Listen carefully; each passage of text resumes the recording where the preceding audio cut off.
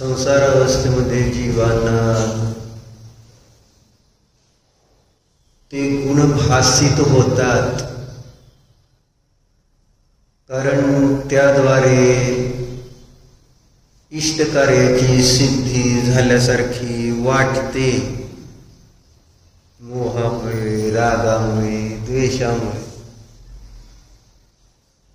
या जीवाच्या इष्टकार्याची सिद्धी याला झाल्यासारखी वाटते. आणि म्हणूनच मग मोह, राग, द्वेष सोडायला हा जीव तयार होत नाही. कशावरून? आपण आपल्याला बघितलं तर लक्षात येतंय. मग कशावरून काय झालं? हातच्या कंगनाला आरसा लागत नाही. आपल्याला मोह सोडणं इष्ट आहे का? राग सोडणं आवडतंय का? द्वेष सोडणं आवडतंय का? नाही आवडत. तेच म्हणायचं, का नाही आवडत? मोह, राग, द्वेष सोडणं हे आपल्याला का इष्ट नाही? कारण त्यामध्ये झालेला आमचा भ्रम आहे. भ्रम न अज्ञान आहे.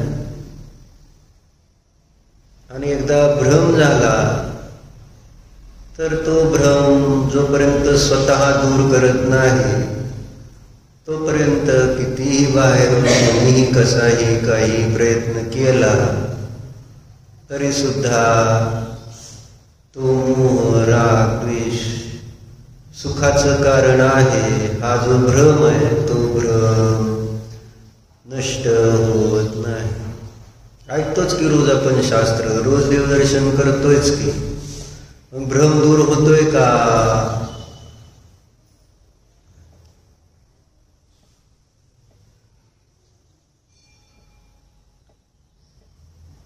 दृष्टी जेव्हा चुकीची आहे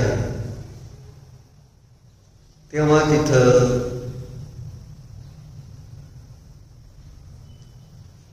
जरी आपल्याला भ्रमरहित अशी अवस्था दिसते समोर दर्शन करताना, तरी आपला भ्रम संपायला तयार आहे का? भगवान म्हणजे काय? ज्यांचा संपूर्ण भ्रम म्हणजे अज्ञान, उलटी मान्यता,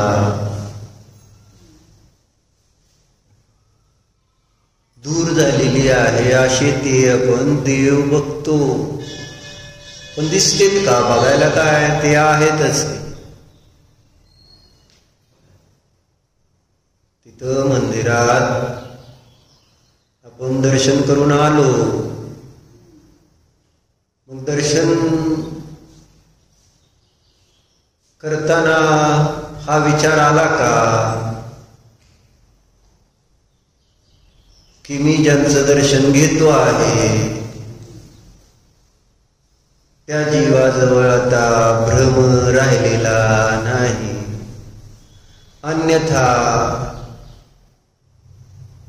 ही बाह्य निस्संग अवस्था दिसून आली नसती. जे आपल्याला दिसतंय त्याच्यावरून तरी निर्णय करू शकतोच की आपण. म्हणजे भगवंतांची ती निष्परिग्रह अवस्था आहे, निस्संग अवस्था आहे, विषय नाही, इंद्रिय विषय नाही. आणि तरी सुद्धा शांत आहे, सुखी आहे. कारण असं बघितलं तर ना, मी सांगून काय उपयोग आहे? तुम्ही तसं बघितलं तर तुम्हाला समजेल. मी सांगतो, मी कालही सांगितलं. काय ध्रुव, मग काल काय सांगितलं सांग?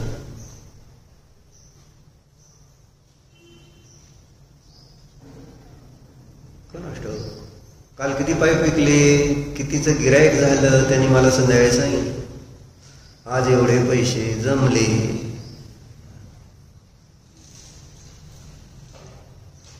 मग हे सांगितलं का की आज मी तुम्ही सांगितलं तसं बघितलं? काल काय सांगितलं?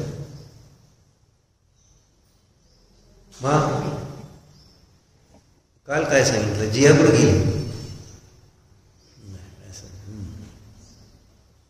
काय सांगितलं काल? डॉक्टर होता का? काय झालं सांग?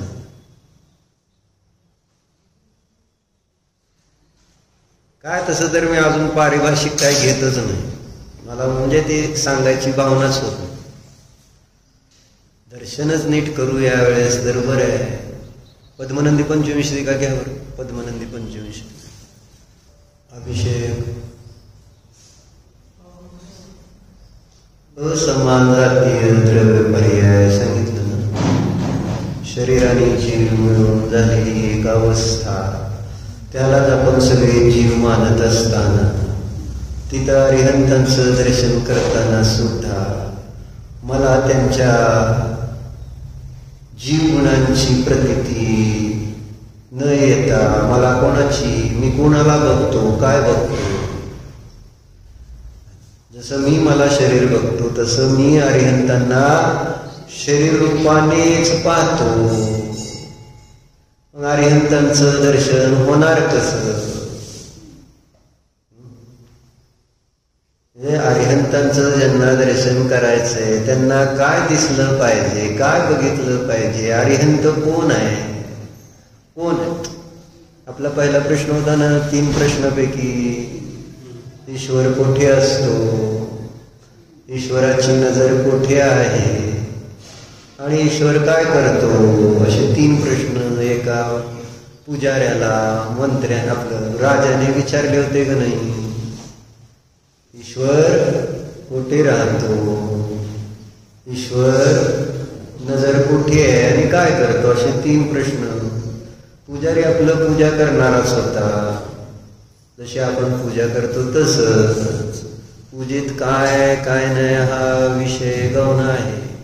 मी कोण आहे? कुबेर आहे, एवढंच माहिती आहे. बरोबर आहे का? What is Kuber? कुबेर पद का असतं?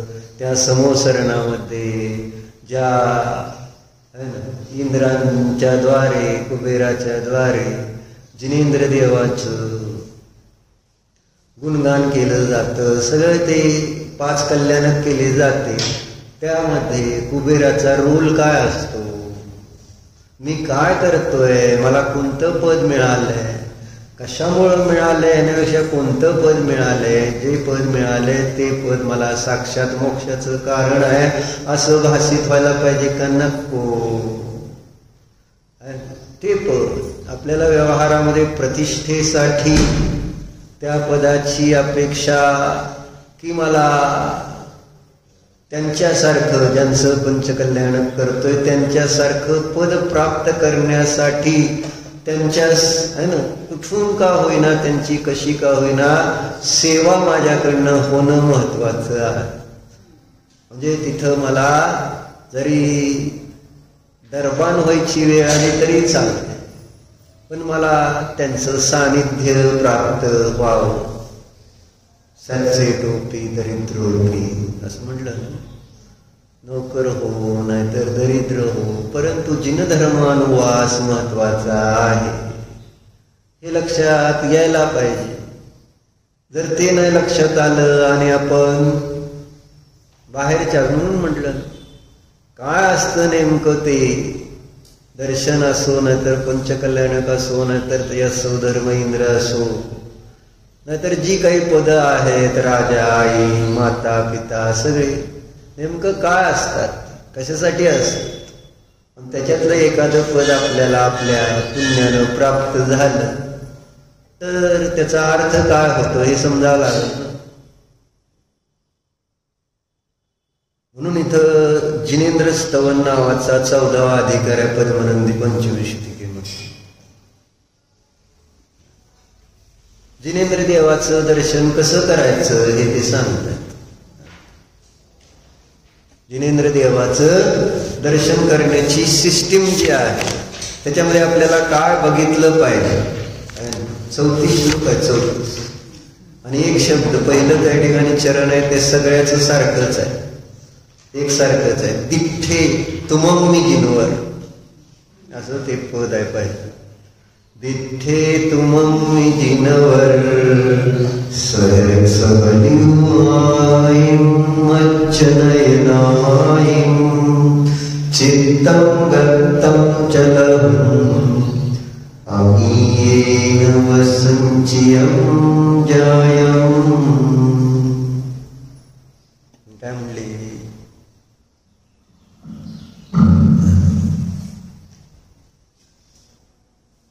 काय म्हटलं? दिठ्ठे तुमं जिनवर, हे जिनवर तुम्हाला बघितलं असताना पद्मनंदी आचार्य काय म्हणते? सहलिवाईं मच्चनयनाईं, माझे नेत्र सफल होतात. आपण म्हणतो दर्शन पाठांतर्गत सुद्धा अद्याभवत सफलता नयन त्वयस्य देवत्वदीय चरणांबुज वीक्षणे म्हटलं. मग आपल्याला आपले डोळे प्राप्त होणं, त्याची सफलता भासित होते का? देवदर्शन झाल्यामुळं माझे नेत्र, असं इथं म्हणतात ना, आपको देखने पर हे दिनेश, आपको देखने पर मेरे नेत्र सफल हो गए. अशी आमच्यामध्ये अनुभूती म्हणतो. मात्र वापरते शब्द अनुभूती महत्वाची आहे, कारण आम्हाला कळतंय अनुभूतीच, कारण अनुभूती घेतल्याशिवाय ह्या गोष्टी स्पष्ट होणार नाही. शब्दाने या गोष्टी स्पष्ट होत नाहीत, बघून या गोष्टी स्पष्ट होत नाहीत. त्यासाठी प्रत्यक्ष अनुभूतीच महत्वाची आहे. आणि ती अनुभूती येण्यासाठी आपल्याला प्रयत्न करावा लागणार आहे. असं नाही की आम्हाला की बघितलं इथं लिहिलंय त्यांना आलं, त्यांना तशी अनुभूती झाली म्हणून मला होईल असं आहे का? डॉक्टर तुम्ही आता तिकडे गेला मेघालयला, तिथं तुमचे डोळे सफल झाले का नाही? म्हटला पण असाल का नाही? काय दृश्य आहे, काय डोंगर, काय झाडी, काय हॉटेल, बरोबर आहे का? म्हणजे तिकडेच गेलता ना आसाम साईडला. मग तिकडं तेच आहे ना, डोंगर काय, झाडी काय आणि हॉटेल काय, तीनच गोष्टी तिथं भारी. सफल झाले का नेत्र तुमचे? बाहेरची अशी सुंदर दृश्य पाहिली आणि भाव काय होता, मग आणि देव बघितले, भाव काय झाले?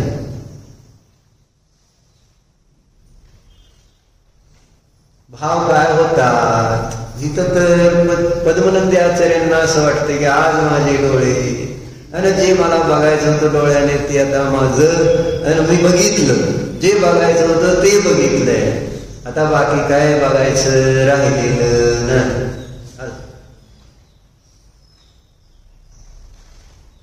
पण विषयांची म्हणजे दृष्टीमध्ये विषय म्हणा किंवा विषय म्हणा, जे आमच्या दृष्टीमध्ये डोळ्यातून विषयांनाच अनुभवण्याची भोगण्याची सवय आहे, संस्कार आहे. डोळ्याने आपण बघतो काय? भोगाचे विषय, इंद्रियांना जे तृप्त करणारे असे विषय. आणि मग त्यातलं काय आपल्याला देवाला बघत असताना आहे ना प्रतीतीला येतं सांग. कारण मला शांत रस सोडून बाकीचे रस आवडतात. शांत रस किती किती जीवांना आवडत. सगळ्याला बाकीचे किती रस आहेत? 9 रस आहेत ना. आणि 9 रसातले शांत रस 9वा रस आहे. बाकीचे 8 रस हास्य आहे, बिभत्स, भीती आहे, असे रस सांगितलेले आहेत नाटकामध्ये. 9 रस असतात. त्या 9 रसापैकी कोणता रस आपल्याला इष्ट आहे आणि कोणता अनिष्ट आहे? मग ते मंदिर असो, शास्त्र असो, नाही तर अजून कोणतीही गोष्ट असो, सगळीकडे आपल्याला कोणते रस हवे आहेत. आणि म्हणून आचार्याने कुठं कुठं तसे रस दाखवून पण धर्म आहे ना, धर्मामध्ये प्रवृत्ती करण्याची प्रेरणा केलेली आहे, बाकीच्या 8 रसाच्या माध्यमातून सुद्धा. पण मुख्य रस इथं कोणता आहे? धर्म म्हटलं तर कोणता रस मुख्य? शांत रस. आणि शांत रस किती प्रिय आहे. किती वेळ शांत, बालक म्हटलं ना, किती वेळ शांत बसू शकतो? लहान बालक किती वेळ शांत बसतो? तुम्ही किती वेळ शांत बसू शकता? ध्यानाला, शास्त्राला, पूजेला किती वेळ शांत बसलं जाऊ शकतं? डॉक्टर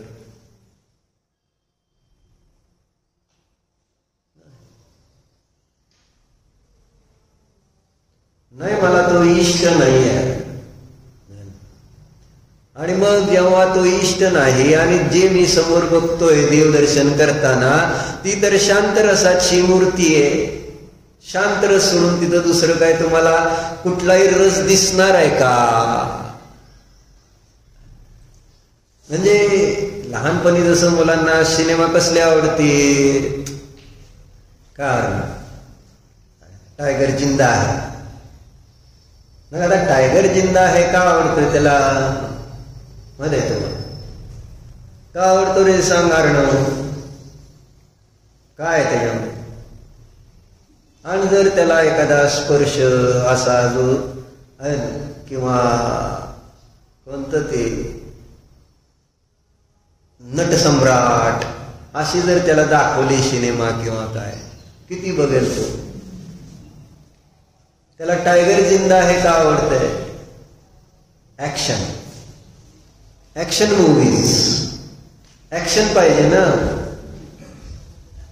ऍक्शन नाही म्हटलं तर मग तिथं त्याला रस येत नाही. आणि आम्हाला सगळ्याला ऍक्शन पाहिजे, त्याच्याशिवाय रिॲक्शनच येत नाही. बरोबर आहे. सगळ्या विषयामध्ये म्हणजे जर आपण सिरियल बघतो, सिनेमा बघतो, त्याच्यामध्ये विषय काय असतात, मुख्यतेने विषय कोणते असतात? शांत रस मुख्य आहे का बाकीचे 8 रस मुख्य आहेत? आणि शांत रसाचा मूवी कुणाला आवडतो, किती चालेल, किती कलेक्शन होईल त्याचं? पुष्पा अभिजित बघून आले बारामतीला, आजपर्यंत त्याचं नाव आहे पुष्पा 2च. पुष्पा 1 तर बघितलाच आहे, पण पुष्पा 2 येता जाता सगळं त्याने पुष्पामय करून, बाहुबली बघितला तर बाहुबलीमय झाला होता, सगळं बाहुबली सारखंच करायचं म्हणत होतं. आता पुष्पा 2चा डोक्यामध्ये आहे तर पुष्पा बास, दुसरं काय डोक्यात नाही. प्रत्येक गोष्ट त्याच्यातली त्या काय आहे, त्याच्यामध्ये शांती किती, म्हणजे आवड कशाची. आणि मग आता इथं मंदिरात आल्यानंतर जेव्हा देव बघणार, किती आवडणार आहेत. देवदर्शनाचं काम उरकून टाकलं जाणार आहे, पूजेचं काम, अभिषेकाचं काम उरकून टाकलं जाणार आहे, स्वाध्यायाचं काम उरकून टाकलं जाणार आहे ना. ह्या वेळात संपलं म्हणजे परत रिकामं झालं, दिवसभर परत संध्याकाळी पण रिकामं झालं का नाही? रिकामच होण्यासाठी आपण गडबड सकाळ किती गडबड असते आपल्याला, कारण हे काम संपवायचं असतं. कुठलं? देवदर्शनाचं, अभिषेकाचं, स्वाध्याय. काय आपण म्हणजे थोडंसं करायचे आपल्याला नियम असतील किंवा करतोय रूढीने, तर ते संपवण्यासाठी करतो का आनंद घेण्यासाठी करतो? डॉक्टर म्हणजे मनापासून सांग, तेवढ्यापुरतं नाही, संपवण्यासाठी. माझा प्रश्न तो नाही आहे. आनंद तेवढ्यापुरतं होतो हा मी म्हटलंच नाही तुम्हाला. आपला अभिप्राय काय आहे? उरकायचा अभिप्राय का आनंद घ्यायचा अभिप्राय? अभिप्राय महत्वाचा आहे. मग थोडस फिलिंग नाही आली तर मग तुम्ही करणार कशासाठी? ते कुठेतरी फिलिंग घेणारच की. म्हणजे तुम्ही ते शिकवलंय तुम्हाला स्वतःला की इथं ही पूजा चांगली असते म्हणून त्याच्यातनं आनंद आपण म्हणायचा असतो. एक सामान्य चर्चा आहे. अभिप्रायामध्ये काय पडलंय? धर्म उरकायचा हाच पडलेला आहे. मग का उरकून टाकायचा? का संपवायचा? कशासाठी संपवायचं? कारण काय नाहीच ना. म्हणजे मला जे इष्ट आहे ते इष्ट इथं नाही. विषय आणि कषायांचा जेथे अभाव ते मला अनिष्ट आहे. आणि धर्मक्षेत्रामध्ये विषय नाहीत, कषाय नाहीत, संयमी. बरोबर आहेत का? मोबाईलमध्ये जसे विषय आहेत, कषाय आहेत, सिरियलमध्ये विषय कषाय आहेत, तसं इथं विषय कषायांचा अभाव असताना मला याच्यामध्ये रस काय येणार? वॉटर पार्कला खेळायला गेल्यानंतर जो रस येतो तो रस आपल्याला इथं येतो का? उन्हाळ्याच्या दिवसात वॉटर पार्कला गेल्यावर रस येतो का नाही नेहा? तिथं जो आनंद आहे तो इथं येतो का? इथं काय हसायचं नाही, इथं काय बोलायचं नाही, इथं काय काही कुठलाही कशाय करायचा नाही, असली दशा. जसं मुलांना वर्गात शांत बसा म्हणून सांगितलं जातं अर्धा तास, आणि ते कसे बसतेत? मग शांत बसण्यासाठी बसलेले असतेत का गोंधळ घालण्यासाठी बसलेले असतात? अभिप्राय काय असतो? कधी एकदा हा त्रास संपतोय आणि तसं इथनं त्रास संपल्यानंतर म्हणजे शास्त्र संपलं. गोंधळ घालायला कोणतं बरं वाटतं?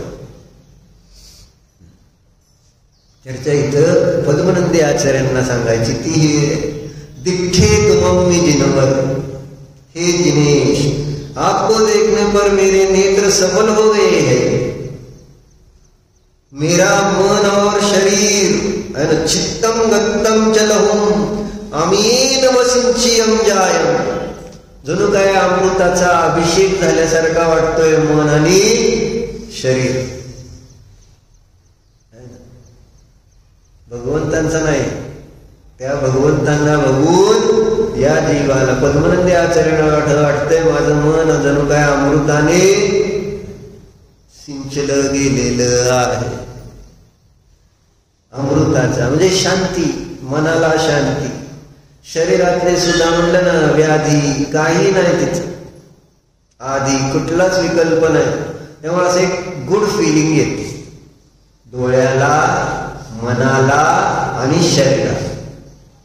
असं इथं म्हणतात दिठे तुमम्मी दिनवर, हे दिनेश आपको देखने पर, तुम्हाला बघितल्यानंतर माझे डोळे सफल होतात, माझं मन आणि शरीर जणू काय अमृताने सिंचा हुआ प्रतीत होता है. मग हे होणार नाही. मी काय म्हटलं, असं होणार नाही. तुम्ही असं म्हणताल मी आज बघतो, बघणार तर नाहीच नाही. कारण बघायची तशी इच्छा कुठं आहे मला, पण प्रयत्न करावा लागेल. वाईट सवय इतकी लागलेली आहे की चांगल्या गोष्टीचा पुरुषार्थ सुद्धा करण्याची इच्छा होत नाही. अभ्यास संस्कार असे की प्रमाद होतो चांगल्या गोष्टी करण्यामध्ये. म्हणून ही गोष्ट तुम्ही आज बघितलं जाऊन देवाकडं, मग लगेच तुमचे डोळे तुम्हाला सफल झाल्यासारखे वाटतील, असं होईल का? याच्यासाठी गरज आहे स्वाध्यायाची. कारण तुमच्याजवळ ज्ञान आहे म्हणून, म्हणजे ज्ञान आहे त्यांनी स्वाध्याय करून तसे भाव उत्पन्न करावे. ज्यांच्याकडे श्रद्धा आहे ते न वाचताही त्या श्रद्धेने करू शकतात. म्हणून जिनेंद्र वर्णेने वस्तु तथ्य प्रवचन मध्ये एक प्रश्न उत्पन्न केलाय की ज्ञानीची भक्ती श्रेष्ठ असते का अज्ञानीची? कोणाची भक्ती श्रेष्ठ असते सांग? कोण चांगली भक्ती करू शकतो, ज्ञानी का अज्ञानी? मिनंताई, कोण भक्ती चांगली करू शकतो? म्हणजे बर, का ज्ञानी करू शकतो?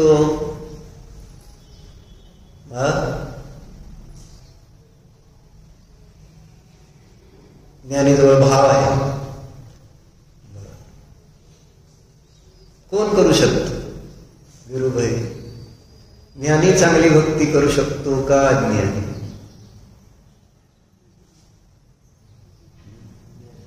ज्ञानीच. लबाड बोलताय सगळे.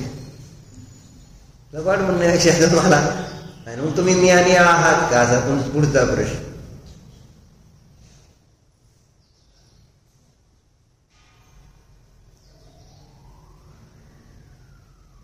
व्यवहार बघितला ना तर ज्ञान झाल्यावर, आता तसंही उत्तर बरोबर आहे, ज्ञानानेच भक्ती.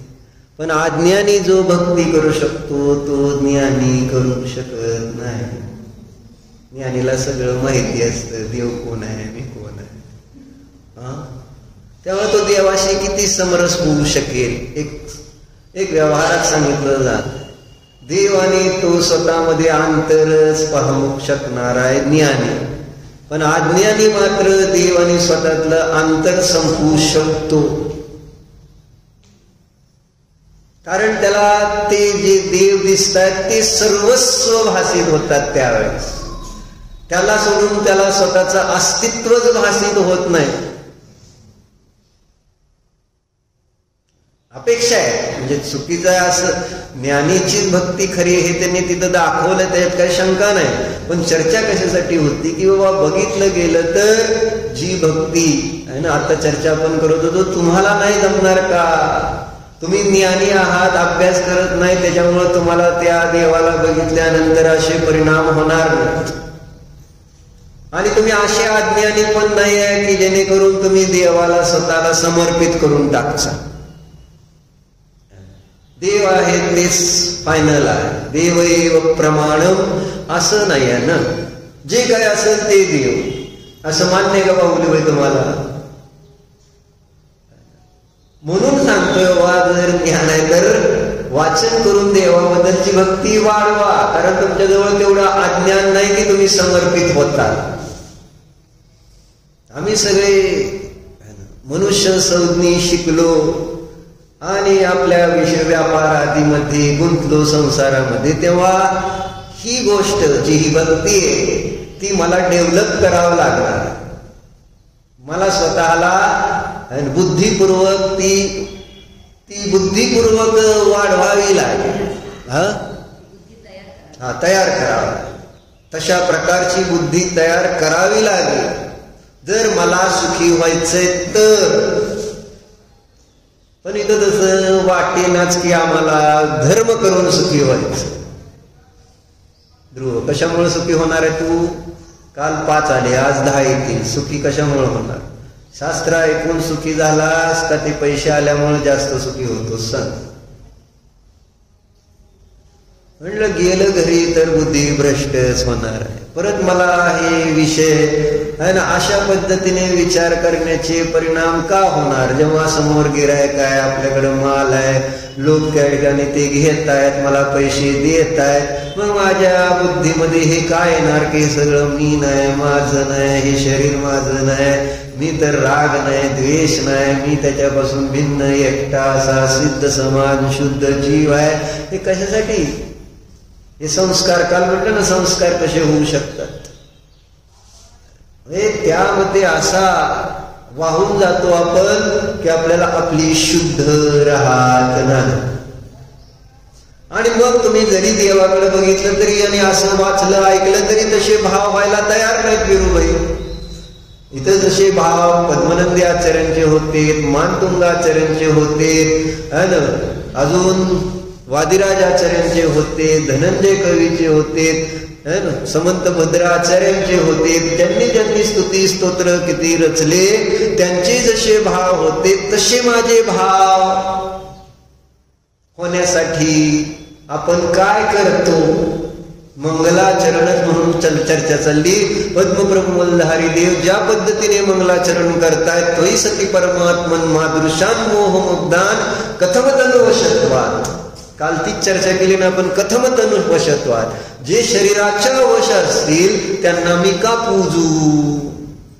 आणि मी शरीराला जर अरिहंतांच्या बघून पूजत असेल तर मग आपण तनुवश नाही आहोत काय? आपण शरीराच्या वश नाही आहोत काय? म्हणजे मी जर शरीर स्वतःला पाहतोय आणि समोर मला अरिहंतांचं शरीरच दिसतंय तर मग मी शरीर वश होऊनच त्यांची पूजा करतोय ना. आणि इथं त्यांचं म्हणणं आहे की कथम तनु वशत्वात, हे भगवान जे शरीराच्या वश आहेत मी त्यांची कशी पूजा करणार? त्यांना ते पसंत नाही. शरीरामध्ये एकत्व महत्व आदी जे आहे ते त्यांना आवडत नाही. आणि म्हणून त्यांनी त्या शरीरामध्ये असलेल्या अरिहंतांना नमस्कार करतात.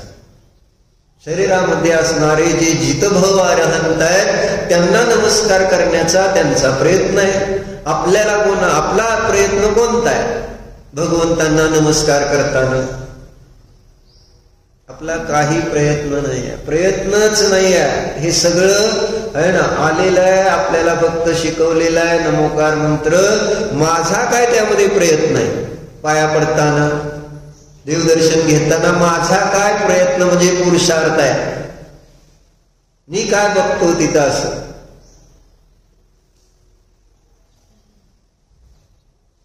आता पुढे काय देते बघा. प्रभू दर्शन से मोह रूपी अंधकार नष्ट. पुढच्या श्लोकात सांगा. दिठ्ठे तुमं जिनवर दिठ्ठी हरासे समोह तिमिरेन तनठ्ठं जय दिठ्ठं जहठ्ठियं तं मये तच्चं. हे जिनेन्द्र, आपको देखने पर दृष्टि को रोकने वाला मोह रूपी अंधकार सर्वथा नष्ट हो गया है. अर्थात मैंने यथार्थ वस्तु स्वरूप को देख लिया है. तुम्हाला बघितलं आणि माझ्या दृष्टीतला जो मोह रूपी अंधकार आहे तो दूर झालेला आहे. आणि त्यामुळे काय म्हणते, मला वस्तू जशीच्या तशी दिसू लागलेली आहे. शरीर शरीर आहे, जीव नाही, जीव जीव आहे, जीव शरीर नाही. ही दृष्टी मला आली तुम्हाला बघून.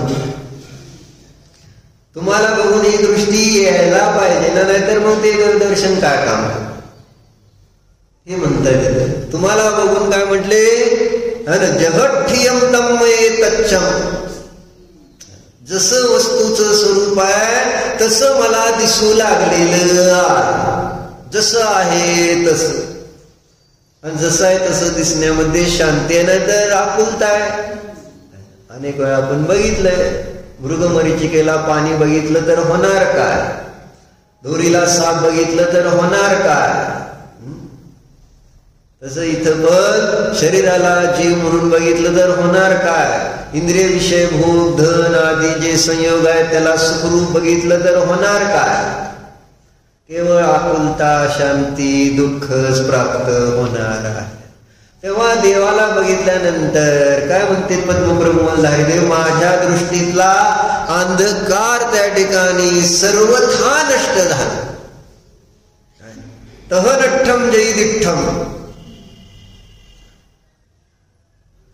संपूर्ण मोह अंधकार माझ्या डोळ्या, म्हणजे जणू काय नवीन नेत्र. अंधाऱ्याला जसे डोळे मिळतात ना, तर त्याला किती आनंद. म्हणजे एखादा आंधळा आहे त्याला कोणीतरी नेत्रदान केलंय, जन्मांधांना असे नेत्रदान करतात का नाही, आणि मग त्यांना डोळे मिळाल्यानंतर दिसल्यावर काय त्यांचा आनंद असेल सांगा बरं. म्हणजे दिसू लागल्यानंतर किती त्यांना गदगद होत असेल विचार करा. अरे असं आहे हे सगळं, कसं कसं कसं दिसत असेल. मग देवाला बघितलं तसं, ज्याचा दृष्टीतनं मोह निघून गेला त्याला असं सगळं नवीन नवीन दिसल्यासारखं वाटलं, कारण आजपर्यंत ती दृष्टी नव्हतीच. जसं आहे तसं वस्तू दृष्टीमध्ये येते. केव्हा, दिठ्ठे तुमम मी जिनवर, हे जिनेश तुम्हाला पाहिलं असताना जसंच्या तसं वस्तू मला दिसू लागली. बरोबर. तिसरं बघा, प्रभु दर्शन से चित्त को मोक्ष सुखी प्राप्त. दिठ्ठे तुमम जिनवर परमानंदेन पूर्यम हिययम मज्जता जह मन्ने मोक्षम पिव पत्तम पाणम. हे जिनेन्द्र, आपको देखने से परमानंद से भरे हुए मेरे मन में ऐसा लगता है मानो मैं ही साक्षात मोक्ष को प्राप्त हो गया. याचा रस घ्यावा लागतो. परवाच ते भाई म्हणून एक पु ल देशपांडेवर आलेला एक मूवी आहे, भाई व्यक्ती का वल्ली म्हणून. त्याच्यामध्ये शेवटचं सिच्युएशन त्यांनी दाखवलं. रात्र झालेली आहे, पु ल देशपांडे, भीमसेन जोशी, वसंत, ज्यांनी ते कानडा राधा पंढरीचा म्हटलेलं, असे तिघ संध्याकाळी त्यांना रात्र झालेली असते आणि त्यांना दारू पाहिजे असते ऍक्च्युअली. आणि सगळी दुकानं बंद, इकडं तिकडं फिरून पण कुठं मिळत नाही काय नाही. मग एक एक जागा शोधतेत शेवटी जिथं एका आहे ना कोणत्या तरी ताई आहेत, त्या ताईंच्या घरी पोचते तर तिथं कोण असावं, कुमार गंधर्व. कुमार म्हणजे ते कुमार गंधर्व, बालगंधर्व नाही, कुमार गंधर्व ते गायक होते, बालगंधर्व आहे ना दुसरे होते.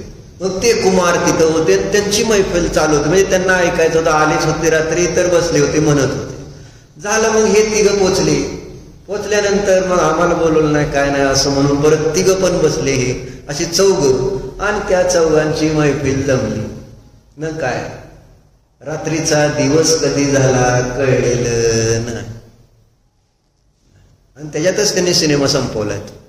म्हणता म्हणजे त्याच्यामध्ये असे लीन झालेले दाखवले. चौघ पण रसिक, हे आपले पु ल देशपांडे, त्यांचं हार्मोनियम वाजवण्यावर थोडस म्हणजे पीटी, आणि हे तिघं सूर लावणारे. आणि मग त्या सुरामध्ये सगळे तिथं 4-5 जण 7-8 जण आहेत, त्याच्या बायकोला पण बोलवलंय, आणि सगळे त्याच्यामध्ये असे लीन झाले त्यांना काय भान नाही, वेळेचं काळाचं कशाचं जगाचं भान नाही. अशी परिस्थिती. म्हणजे असा ब्रह्मानंदी लागली टाळी ज्याला म्हणलं, असे त्याच्यामध्ये रसिकता त्याला म्हणायची, रसिक. मग इथं रसिक झाल्याशिवाय इथं जे भाषित होते ते वाटणार नाही. तर पद्मनंदी आचार्याला काय वाटतं, हे जिनेंद्र आपको देखने से परमानंद से भरे हुए मेरे मन में ऐसा लगता है कि मानो मैं ही साक्षात मोक्ष को प्राप्त हो गया. आता काय म्हणायचं मला, हे कळणार कसं तुम्हाला? जे पद्मनंदी आचार्याला भावा म्हटलं नाही, शब्दात व्यक्त करणं सोपं आहे का? म्हणजे त्यांनी शब्द मांडले, पण आता हे शब्द जे आहे, या शब्दाचा जो भाव आहे, मी तुम्हाला हे वाचून दाखवलं, तुम्ही ऐकलं, पण तुम्हाला त्याच्यातला रस, म्हणजे शास्त्रीय संगीताचा रस गृह तुम्हाला राहील कसा? असं जर करत बसले तर तुम्हाला त्याच्यात किती रस राहील? रड गाणं वाटतंय असं. हे शास्त्रीय संगीतासारखं होतं शास्त्र, बाकी काय. त्याच्यात असा रस येणार कुठं? पण पद्मनंदी आचार्यांना रस किती येतोय, मलाच मोक्ष प्राप्त झालाय असं देवदर्शन करताना वाटतंय त्यांना. असा आनंद झालाय, आनंद, की त्या आनंदामुळे त्यांना वाटतंय की मला जणू काय मोक्षच प्राप्त झालाय. इतका आनंद मला का होत नाही? आपण याच्यावर विचार केला पाहिजे का नको, की हे जे आचार्यांना वाटते तसं मला का नाही होत? आणि याचं कारण आहे माझ्या पापाचा उदय आहे. ज्यांचं पुण्य आहे ना त्यांनाच अशा भगवंतांच्या प्रति भक्ती उत्पन्न होणार आहे. ज्यांचं पुण्य नसेल त्यांना भगवंतांच्या भक्ती येणार कुठून? काय काय सांगितलं सांगा, 3 श्लोकात संपवायचं असलं तर. तशी 34 आहेत, पण 3च सांगितलं. पहिल्या ह्याच्यात काय सांगितलं पियुष पाहुणे?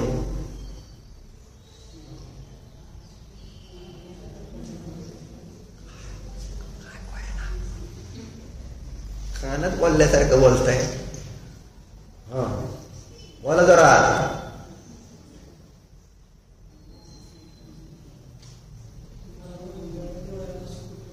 हा, आणि अजून काय सांगितलं पहिल्या श्लोकात?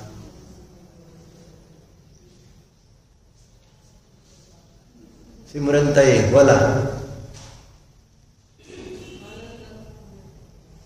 पहिला का नव्हता तुम्ही पहिल्या यात काय सांगितलं? काय साध्या गोष्टी सांगितलेल्या.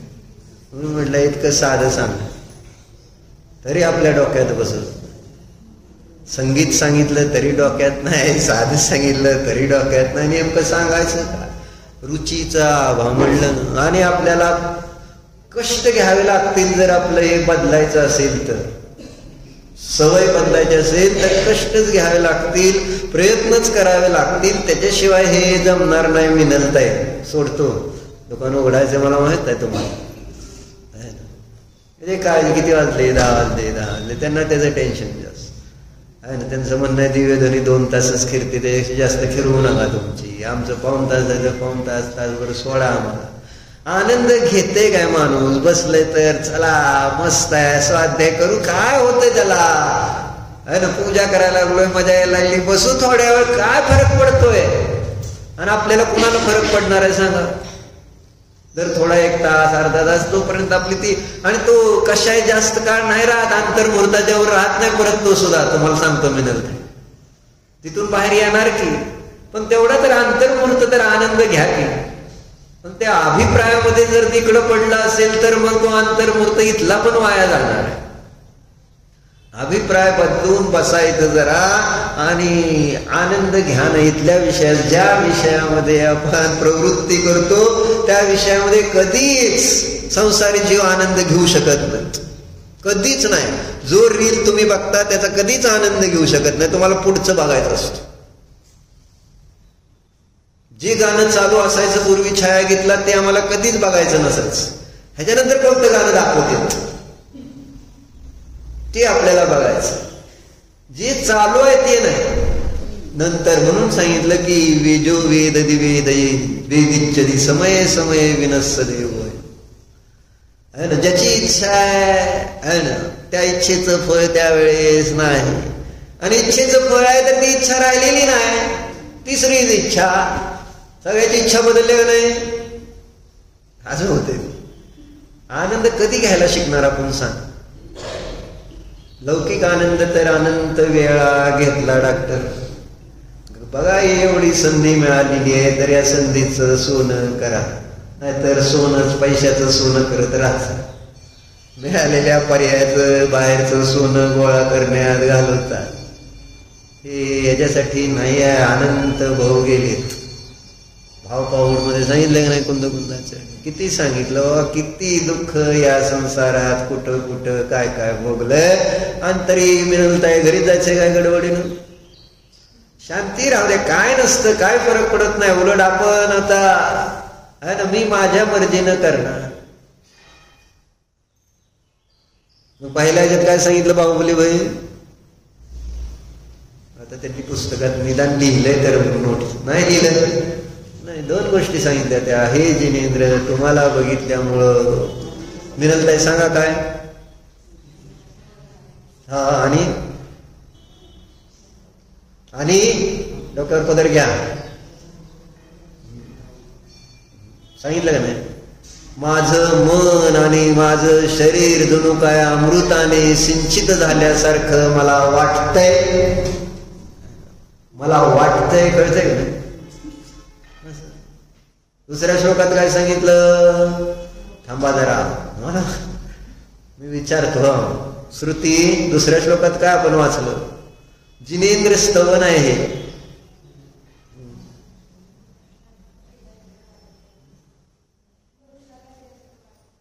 काय म्हणते?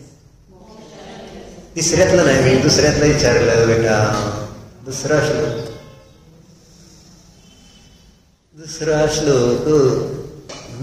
सिद्धी दिसती तुम्हाला मान खाली घातली तरी. म्हणजे मला सांगितलंय, सांग बरं दुसऱ्यात काय सांगितलंय? म्हणजे तू मान खाली घातली म्हणून तुला विचारावं लागलं, नाहीतर विचारलं नसतं. म्हणजे मला जे चेहरे दिसतेत ना, मी सांगू का त्यांना मी कधीच विचारणार नाही. कारण तुम्हाला माहित आहे तर तुम्हाला काय विचारायचं आहे ना. ज्यांनी लक्ष दिलेलं नाही त्यांना जरा बुद्धी चालवण्यासाठीचा हा विषय आहे, म्हणून विचारायचं.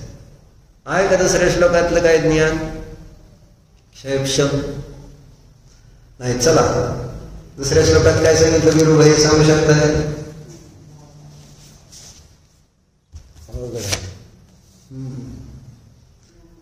हो, अंकिता काकी घ्या तुमची नाथ.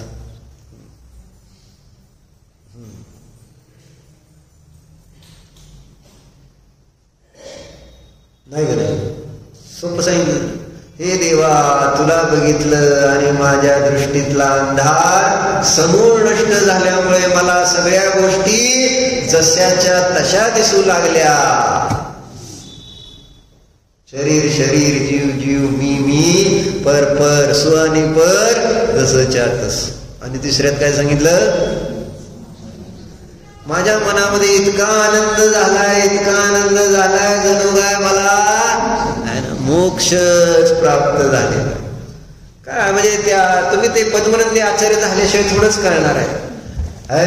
काय रे आर्णव, टायगर झाल्याशिवाय थोडंच त्या टायगर जिंदा आहे अनुभव. टायगर व्हावं लागतं त्याच्यासाठी, तद्रूप व्हावं लागतं तर आपल्याला ते जाणं. तसं पद्मनंदी आचार्य जे होतील ना त्यांना कळेल की बाबा काय म्हणायचं. ओम नमः. ओ प्रभू, मी मनोचन काय कृत्याने धर्मोदम सर्व समारंभ क्रोधमान माया लोक प्रमाद इत्यादी वाचार माया घेतलेल्या व्रतामध्ये अतिक्रम अतिचार सगळे इंद्रिया वास्तू पंचेंद्रिया काही जीवांची हिंसा आहे. स्वाध्याय करीत असताना घडलेले सर्व विषय मी पश्चाताप व्यक्त करून शकतो. हे माझे सर्व दोष मिथ्या हो, मी माझ्या मध्ये राम या सर्व दोष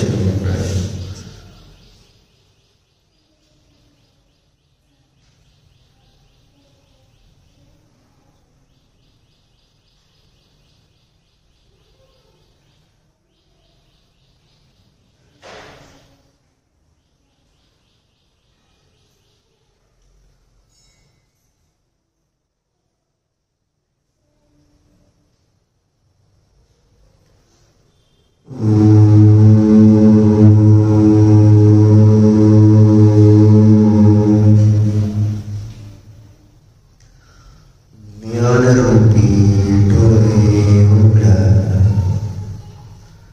बाहेर डोळे बंद करा. ज्ञानरूपी नेत्र उघडून ध्रुव अशा ज्ञान स्वभावी निज जीवाला पाहा.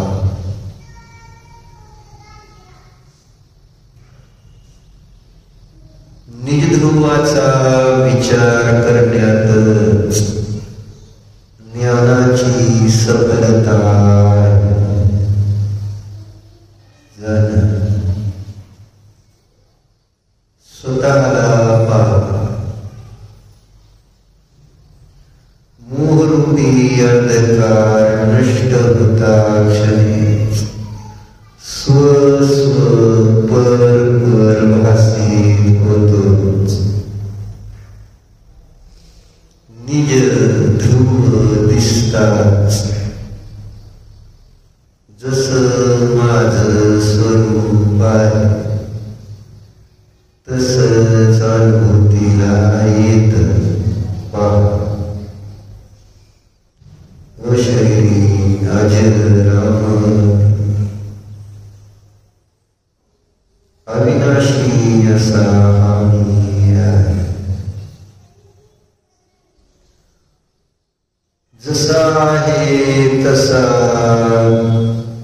निज ध्रुव दिसता क्षणी परमानंद येतोच.